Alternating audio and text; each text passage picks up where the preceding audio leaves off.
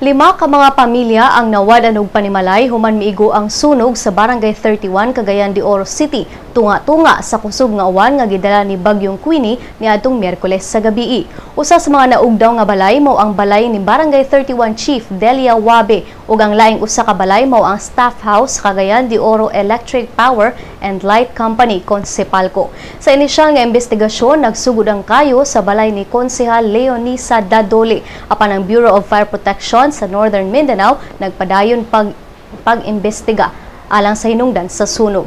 Sa dihang gipangutana si Kapitana Delia Wabe sa iyang plano sa mga apektadong pamilya, matud niya nga wala pa siya klarong plano sa pagtabang sa mga residente tungod kay siya usab na sunugan og balay.